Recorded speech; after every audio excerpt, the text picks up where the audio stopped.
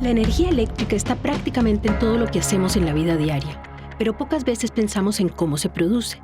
En Costa Rica, la matriz eléctrica tiene fuentes diversas y proviene de un recurso que muchos considerarían desperdicio, la biomasa.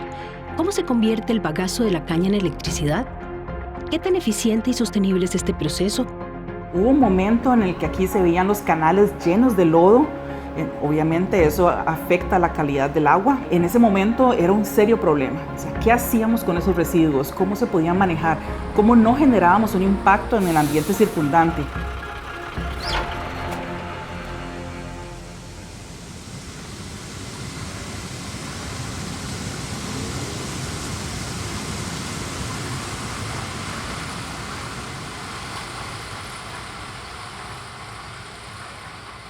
Podríamos definir los residuos, digamos, en dos grandes familias.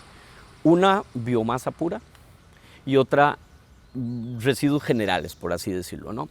Un ejemplo de biomasa pura son el rastrojo de la piña, el rastrojo del arroz, del maíz, ese tipo de cosas, que es materia orgánica. Y como tal, es susceptible a la descomposición biológica, es decir, a la descomposición natural.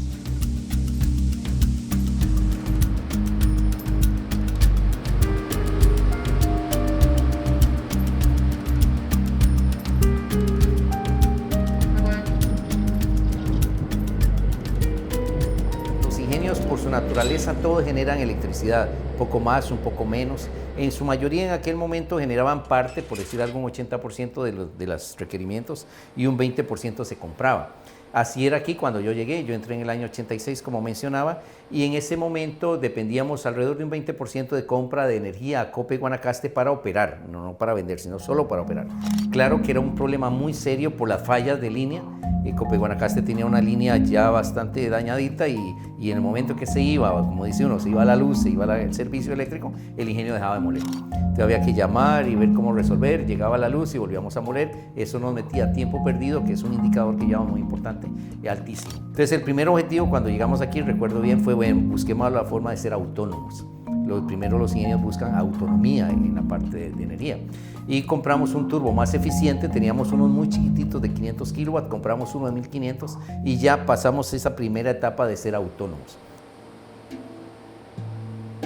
Nos fue tan bien que dijimos, bueno, wow, ya no hay factura eléctrica, ahora más bien si empezamos a buscar un balance energético eficiente, que más bien redite más energía, que hayan sobrantes de energía, podríamos pensar en un proyecto de cogeneración. De esa manera hicimos los números y empezamos a buscar oportunidades de mejora en el balance energético. ¿De qué tipo? Por ejemplo, aislar tuberías de vapor. En ese momento todas eran desnudas, una cantidad impresionante de energía en forma de calor se iba por las tuberías. Usamos turbinas de una etapa, que son turbinas muy ineficientes, turbinitas de vapor que solo tienen una etapa, un rodete. Esas turbinas consumen alrededor de 40 libras de vapor por kilowatt hora. Eso es muy ineficiente. Obviamente, al ser una sola etapa, el vapor pasa por ese álave y ya se va como escapa. Entonces decidimos lo que llamamos electrificar el ingenio, o sea, poner generadores de varias etapas, de 14 etapas, mucho más eficientes, y las turbinitas que estaban en los molinos, ventiladores, reemplazarlas por motores eléctricos. Entonces, obviamente, la combinación de un turbogenerador eficiente y un motor eficiente versus una turbinita de vapor, tenés un montón de energía a favor. Esos cambios se fueron sumando hasta ir dando, como le digo, un balance positivo en el balance energético y nos permitió iniciar ese proyecto de 4 megas con Cope Guanacaste junto con el ICE, y así fue como iniciamos realmente estos procesos de cogeneración. Dicho sea de paso, fuimos pioneros en Centroamérica, nadie lo hacía.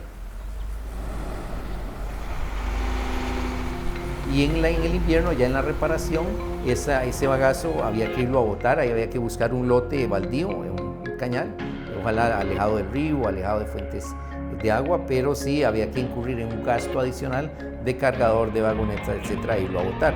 Y aún así, al ser lugares de cielo abierto, había mucha generación de gases de efecto invernadero, había mucha contaminación y era un problema, moscas, etcétera, que había que lidiar con eso, porque tenía un uso pues muy precario, ¿verdad? De ahí buena parte, la razón de arrancar estos proyectos fue darle un uso mucho más técnico y más aprovechable del bagazo. Sí creo que hay un potencial muy alto, o sea, ahorita, qué sé yo, de forma muy general, explotaremos entre un 10 o un 15% de todo el potencial. Hay mucho potencial desaprovechado.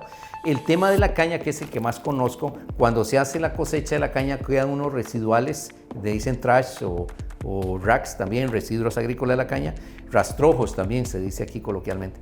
Esos rastrojos a veces se queman en el mismo campo, lo cual es un problema ambiental, obviamente. Y existe la opción, digamos, de recogerlos, hacer pacas cilíndricas, picarlas y mezclarlas con el bagazo. Esa es una opción interesante que creo que hay que explotar un poco más y hasta ahora no se ha hecho de nuevo por un tema de costos, pero creo que está muy cerca. Si se logran sistemas de recolección de pacas más eficientes, creo que el tema de recoger los rastrojos, aprovecharlos como biomasa es como el paso que sigue, definitivamente. Habría que organizar los productores pequeños para que entre varios se organicen y compren sus propias embaladoras, ¿verdad? Y de nuevo, si ellos las recogen, perfectamente se las pueden vender al ingenio a un costo razonable y sea el ingenio el encargado de destruirlas, de hacerlas en partículas más pequeñas para mezclarlas con el bagazo. Pero es una opción muy interesante que creo que se debería explotar. Básicamente porque estamos hablando de un aprovechamiento de biomasa versus una contaminación, que es la quema de rastrojos, ¿verdad? La quema de rastrojos y sobre todo, curiosamente, genera mucho humo por la forma del rastrojo y eso es muy peligroso, ¿verdad? Es una cantidad de humo, puede causar accidentes, etc. Y además, obviamente, el calentamiento del aire, ¿verdad? Entonces, en ese sentido, creo que probablemente el paso a seguir, al menos en la industria azucarera, es el tema de los residuos agrícolas de caña.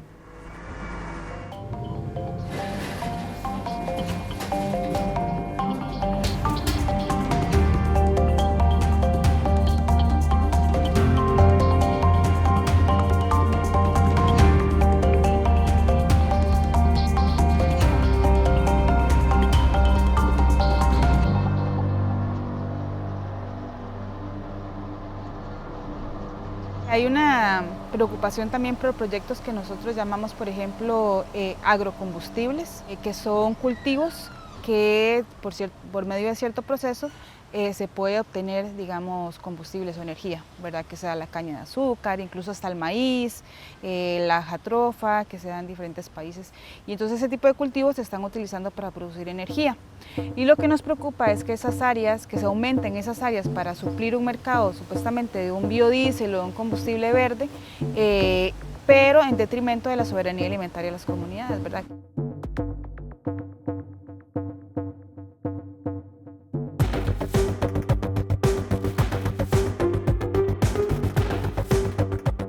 Bueno, el porcentaje de biomasa en la matriz eléctrica es muy bajo. Entiendo que algunas plantaciones de caña, por ejemplo, producen electricidad a partir de biomasa. El riesgo que existe es que puede provocar, eso se ha visto en otros países, acaparamiento de tierras para producción de electricidad. Entonces se utilizan grandes extensiones de tierra para producir caña, para producir otros productos vegetales que se van a utilizar para generar energía y esto puede estar en detrimento de utilizar las tierras para producción de alimentos, por ejemplo.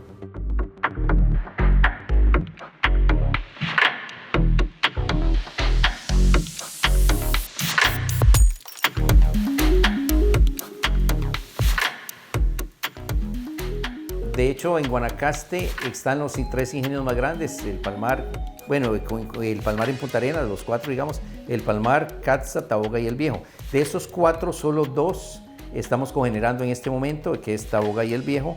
Catza está en un proyecto bastante adelantado, pero aún no lo ha concretado. Y los ingenios más pequeños de la zona de San Carlos, de la zona de Turrialba, de la Meseta, como Victoria, les es más difícil por un tema de economía de escala. Para producir un proyecto de este tamaño sí tiene que tener alguna escala de alrededor de unas 5.000 toneladas de caña por día mínimo. Ya si es más pequeñito se complica. En un país agrícola como el nuestro, seríamos tontos si no aprovechamos los desechos, ¿verdad? Y toda esta biomasa para producir energía.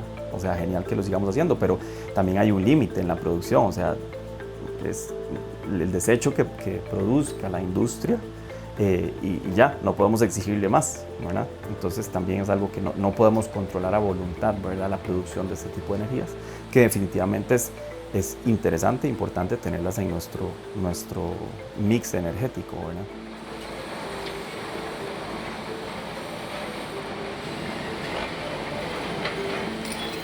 Ingenios que todavía no tienen cogeneración, todavía se quedan con esquemas viejos de energía, como las turbinitas que les decía, de manera que al propio, por decirlo de alguna manera, lo hacen el ingenio ineficiente para consumir toda la biomasa y que haya menos residuales.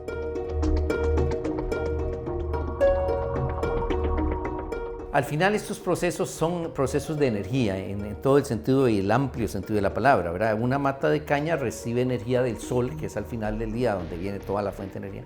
Entonces esa energía del sol en la mata de caña vía fotosíntesis se convierte en energía química que está en el jugo y posteriormente en los cristales de azúcar, y el azúcar al final es energía. Pero también parte de esa energía del sol vía fotosíntesis va a energía química en el cristal y a biomasa en la cáscara de la caña, la fibra de la caña. Al final la caña, después de que está madura, tiene alrededor de un 15% de fibra. Cuando se muele y se le agrega agua para hacer más eficiente la extracción de azúcar, tiene más o menos un 50% de humedad, de manera que al final del día es el 30% de la caña que es bagazo. 15% de fibra, 50% de humedad, 30% de la caña es bagazo. Ese bagazo se quema en las calderas con una combustión de alta eficiencia. ¿Cómo logramos esa alta eficiencia en la combustión? Inyectando aire forzado y extrayendo un aire inducido. Entonces se logran altos niveles de eficiencia en la combustión. Esa combustión genera gases calientes, muy calientes, que pasan a través de un banco de convección. ¿Qué es un banco de convección? 2 cilindros de agua unidos por muchos tubos.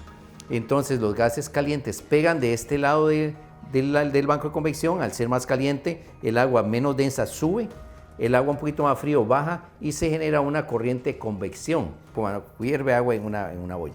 Es la misma idea. Esa agua se va convirtiendo en vapor. En el domo superior queda un vapor saturado, muy cerca de este agua, pero mediante otros equipos, superheater o sobrecalentadores, se llega a un vapor sobrecalentado, que ese sí, ya ese vapor con alta energía entra a las turbinas de vapor, entra con alta presión, hay una entrega de energía, hay una delta de entalpía, entra con mucha entalpía, sale con poca, con menos presión, y en ese cambio hace rodar la turbina mediante álabes, y se convierte toda esa energía térmica en energía mecánica en el eje. Esa energía mecánica a través de un eje va al generador. En el generador, más bien, esa energía mecánica se convierte en energía eléctrica, y esa es la forma de generar. Para nosotros, el tema de los residuos, lo que hemos hecho es hacer una valorización diferenciada de los mismos. En el caso particular de la generación, de la cogeneración, en nivel de ingenio, lo que se generan son algunos residuos industriales. Dicen que los ingenios son ingeniosos porque han logrado formas de buscar un mejor aprovechamiento de esos residuos. Y hoy por hoy los utilizamos como una enmienda orgánica, de hecho como un fertilizante orgánico que aplicamos en campos. Nosotros tenemos acá en Azucarero El Viejo más de 2.000 hectáreas de producción orgánica totalmente certificada, y entonces hemos buscado también fuentes para poderle aportar las enmiendas o los nitrógeno, fósforo, etcétera, que ocupamos en el campo, y parte de eso ha venido a ser el aporte del compost que formamos a partir del bagazo, bueno, el sobrante, ¿verdad? Que sería la ceniza, toda la cachaza, de la vinaza que se pueda generar, etcétera. Cualquier tipo de residuo orgánico lo venimos composteando y lo aplicamos en campo. Es evidente que todo lo que se generaba anteriormente normalmente era acumulado en sitios, posiblemente regado en campo, inclusive a nivel de cenizas y cachaza. Hubo un momento en el que aquí se veían los canales llenos de lodo. Obviamente eso afecta la calidad del agua, ¿verdad? Residual que se está utilizando. Aún si se riega en campo, la calidad del agua se puede ver afectada por esos componentes orgánicos. En ese momento era un serio problema. O sea, ¿qué hacíamos con esos residuos? ¿Cómo se podían manejar? ¿Cómo no generábamos un impacto en el ambiente circundante? Ese fue un tema en su momento. Nosotros en Azucarero El Viejo empezamos a cogenerar desde los años 90 y empezamos a manejarlo precisamente como una fuente de ingresos que en su momento inclusive llegó a ser Cuando se venció el contrato con el ICE, llegó a ser una forma en la que nosotros inclusive electrificamos casi todo el campo para poder regar con esa energía eléctrica a razón de que no sabíamos qué hacer con esta energía, ¿verdad? Y nos ha venido acompañando ya por varios años la biomasa, que la biomasa principalmente la tenemos del bagazo de la caña. Y es una fuente que, al igual que la eólica, se complementan muy bien porque tenemos el mejor recurso en la época seca, justamente cuando los caudales disminuyen por la disminución de las lluvias. Entonces ha sido una matriz que se ha construido a lo largo de los años, pero siempre con esa visión de hacerlo con recursos naturales y hacerlo de manera responsable con el ambiente y con la sociedad. A nivel de biomasa, la institución había realizado un estudio de potencial de biomasa para generación eléctrica y el país tiene un gran potencial, aunque relativamente disperso. Sin embargo, potencial existe.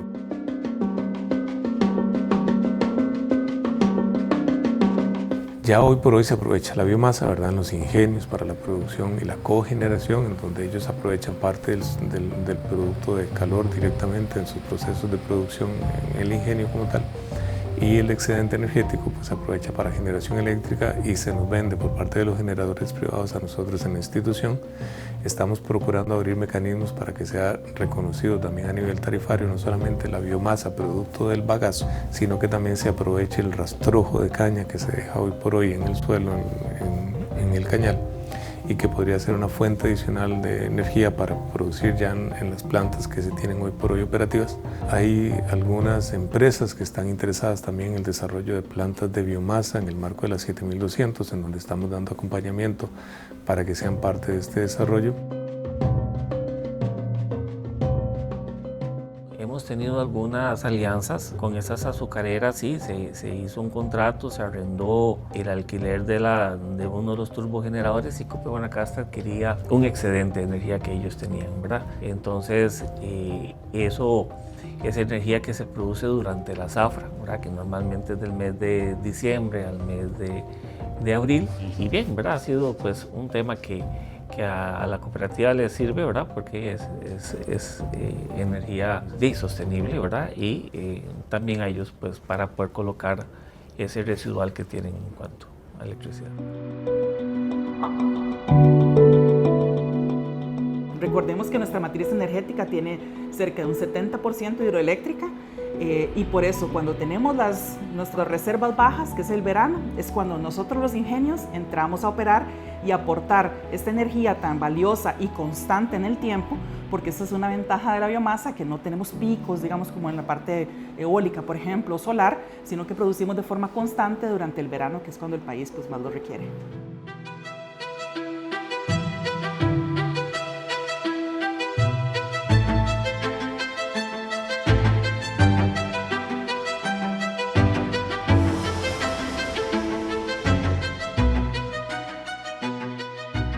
Coincide casualmente con la época de verano, que aquí en nuestra área es donde la demanda es la más alta, ¿verdad? Está la época de vacaciones, diciembre, enero, y aún así febrero y marzo, abril, ¿verdad? Son épocas altas en cuanto al turismo, entonces por ende mucha demanda de energía eléctrica, entonces es una energía que nos sienta muy bien.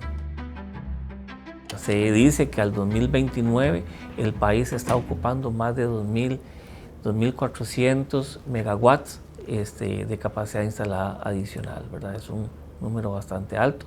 Es una tarea grande que tenemos que hacer todas las distribuidoras de este país y generadores para poder satisfacer esa demanda.